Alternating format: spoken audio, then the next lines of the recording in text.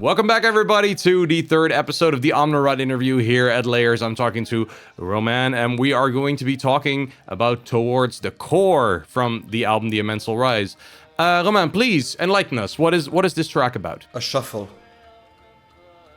It's a shuffle. It's a shuffle. It's a shuffle.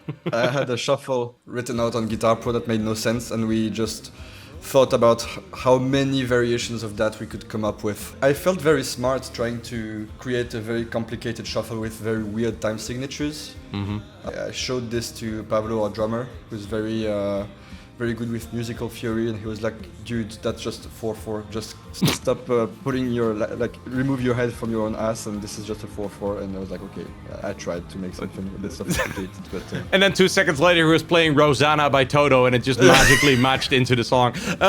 He might as well. It was like, the idea was to have a shuffle pattern and have it declined in many different ways, like a traditional kind of prog rock shuffle, which is like the first section of the song. Pretty happy sounding, even though the subject is not that happy, but pretty happy sounding. Yeah, relatively happy sounding, yeah. Yeah, and then have a very industrial feeling way of playing that same shuffle. Rockabilly bit, like many different variations of this. Because I think that's something that's a bit underused in extreme music, the shuffle. Well, in general, with a lot of extreme music, the moment you go into more extreme metal, I feel that groove is less of a thought, which is kind of inherent to the genre once you start adding blast beats and crazy shit. But it's like, I mean, I love me some tech death, but I do feel that the tech death bands that actually know how to make something sound catchy / groovy tend to be the ones that stick out. You know what I mean? Like there is a certain art to adding groove to what you're doing, even if it is very extreme. Yeah, I agree. I still feel like intensity and groove, it's very hard to make those two work together for a longer period of time, like for an entire song or for an entire album even. And I think this song works only because the intense moments are kind of sparse. I wouldn't feel like the song would work if it was a very heavy shuffle the entire way through. And this felt like a cool experiment to alternate between those kind of almost joyous shuffles and the very heavy moments, which I feel like are almost the heaviest on the album. And one of the heaviest moments of a live set as well. I like that you're saying joyous, because it is a bit like, it's obviously the penultimate track and everything. It's a bit like you're like dancing on the edge of the world while the world's falling apart. You know, that kind of feeling, basically. That you couldn't say it better than what you did. That's a very accurate way of putting Sorry this. for saying it out loud. Yeah, that's great. No. That's great. But that's what it felt like, indeed. Like it's also why I feel that it works as the penultimate track, because then you kind of get primed for that one final blow, which is obviously coming up next.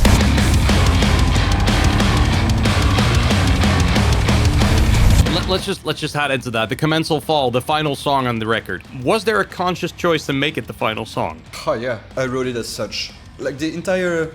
Since we had this tempo thing for the album, so as a reminder, like the entire album is written as an ever-increasing tempo. Every song was written knowing its place, with me knowing where it would be on the album, both because of this and because of the themes of the song and within the concept of the album. And the Commensal Fall was very much deliberately written as the final track. For me, it was divided into 4 sections right from the get-go when I started working on it.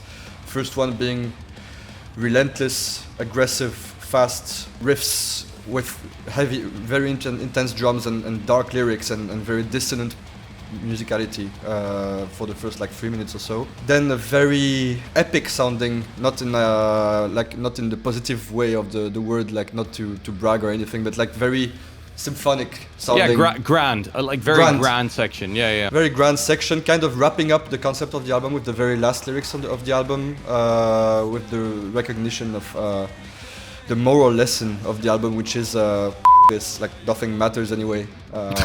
We're all I am you're we're all so, yeah. and it's okay. It's okay. We can live with this. And then a very abstract section that keeps speeding up and kind of wraps up the musical aspect of the album. with the tempo keeping increasing, and at this point it's like 2 BPMs with each bar, and the bars keep getting shorter and shorter because it keeps getting... Near the end, I really felt that part was really like that, like gasping for breath at a certain point at how fast it is, you know, how ridiculous it becomes. That's the spirit. You keep, like, it feels like very oppressive, very dense, very anxiety-inducing. That was the hope, at least. Spiraling out of control, basically. That's really what it felt. Spiraling out, yeah. That was the point. And also something that was written like... That's pure Guitar Pro writing, you know. Like it was writing stuff down. Fingers crossed that we would be able to play it eventually. I just love that this is just a quote we can use on the video. It's like, what did we learn from this record? Well, Guitar Pro sure is a handy tool. That's basically. If I was restricting myself to stuff I could play when writing music, this album would never have existed. I feel like I keep writing stuff that I know will be a very big challenge for all of us, and sometimes we do kind of scrap things because we just aren't able to play it. But most of the time we just grind it, and we end up finding a way. To be fair, though, I feel that with most writers, and I'm saying writers, also just people that write, not necessarily the musicians, but also like, book writers or script writers or whatever. I feel that you always want to aim for something slightly above what you normally do. It's scary, but it's also exciting, you know, like trying to do something you're not sure you're able to pull off. Mm-hmm. And I feel that if you look back at music history in general, and also in our genre in prog, I feel that 99% of writers you talk to, when they have like that one song or that one thing that pushes the limit, people are like, how did you come up with it? And then the answer often is like, we weren't even sure if we could play it, we just did it, you know, we just went out and did it and figured it out as we went. Maybe that's kind of the point of it as well, like, you know, just go do it, figure it out. Absolutely, and we will figure it out in the studio, or later on we will work it out. And it was recorded in a very modern way, like sometimes it was like a couple of bars at each time. We couldn't have done it in any other way, and I feel like it made the song work. It works on the album, but like I have to admit that this part of, because like I said, Prog Power was a lot of impressions in one go, but you did not play that one live at Prog Power, did you? No, we did not. And this was the one song I wrote on the album that I felt like, okay, we're never going to play this live, and I tried to reassure the other guys when I showed them this track. I was like, this is not a song for live sets. This is just an album track, yeah. It's just an album track. That was the objective. But then we had a discussion a few months ago. So for now we only play satellites, magnets, and towards the core. And I was like, we should add a fourth track. And I was like, shall we do? No, dude, I was even very empathetic towards them. I was like, I suggest we play either Spore or the Amensal Rise, because Sunday Heat wouldn't work live, and the Commensal Fall, we just couldn't play it. And they were like, no, we should play the Commensal Fall. They actually said it. So they actually said it. They actually shot themselves in the foot. And now they're stuck with it. We'll see what happens. But to be fair, though, I feel that this is one of those songs, like the moment you're able to perform that live, and I'm just saying this as both, in this case, the label boss, but also a fan of what you guys are doing. It's like, I would love to have video of that. You know, I want to see that show happening. Like, because it's like that's probably quite something to see. We should figure something out with this. Like, I mean, this show is not meant for these kind of promises, but maybe we can figure something out with this. If it ever happens, yeah. There might be a way to do that. And that leads us into the final segment of the third episode. Like, everyone has been watching this for 3 episodes straight. Do you feel like, because we talked about all the songs, we talked about the concept, we talked about the way you came into it, and obviously this has been out for a while, you digested it, you played songs live. What is your takeaway now that the record has been out for a while and you know it got some time to land? What is your takeaway from it? Do you feel that you were able to achieve the thing you wanted to achieve with this? Yeah, to be honest, I'm very proud of it still. I was never proud of anything we released as much as this. It's not a perfect album, and there's like a lot of things looking back I would do differently or would do better if I could, but like it's always the case. That's a part of growing, that's normal. Yeah, that's the usual. But I felt like for the first time we did the best job we could with the tools and the experience we had. We're still very much a bedroom band. in many ways. To be fair, 90% of bands these days is bedroom bands. I mean, that's true.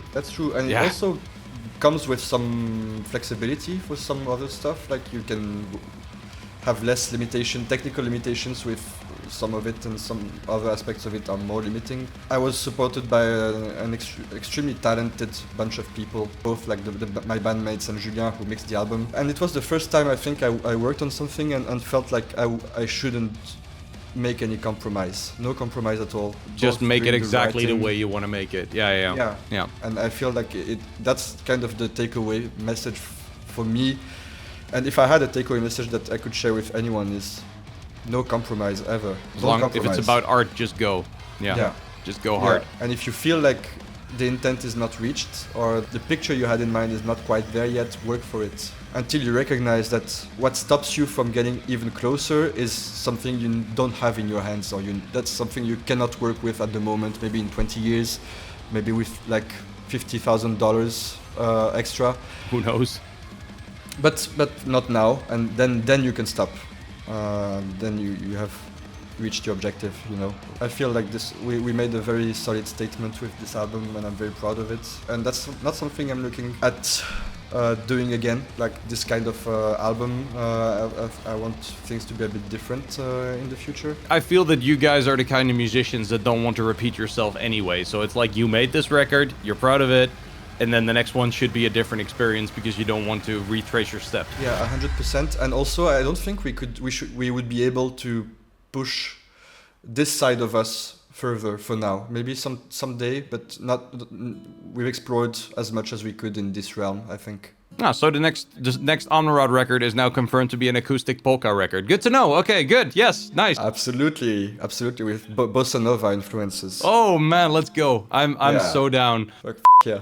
It's like you want to score chicks? Listen to Omnerod. Let's go. Give me reggaeton, baby. Boom, ba-doom, ba-doom. Honestly, considering where you guys are coming from, if you would literally write a song in those genres, it'll probably still sound incredibly heavy and over the top. But who knows? We're so fed up with extreme metal now. We might as well try to come up with some reggaeton stuff. It's like, okay, we're gonna write reggaeton, but we only know how to do extreme metal. So, yeah, good luck with this. Like that kind of situation. Anyway, Romain, thank you so much for your time and for your explanations, and also for opening up about the concept. I mean, I speak for myself in this case, but I feel that the people who watch the episodes will probably agree with me that it's always very nice when people are willing to dive a bit deeper into what makes a concept work, etc. So thank you for that. Thank you a lot. And thank you, man. To those of you watching at home, thank you right there for watching this episode, for supporting Layers, for being a part of this this adventure once again. I'm not sure who we're having in 2 weeks because I'm recording a lot of interviews at the same time and I kind of edit them as they go. So in 2 weeks, we'll have another person who I'm talking to. And you'll see who it is. But for now, have a great rest of your morning, afternoon, evening, or night. Stay safe, stay healthy, and we hope to see you again on the next episode of Layers. Later, guys.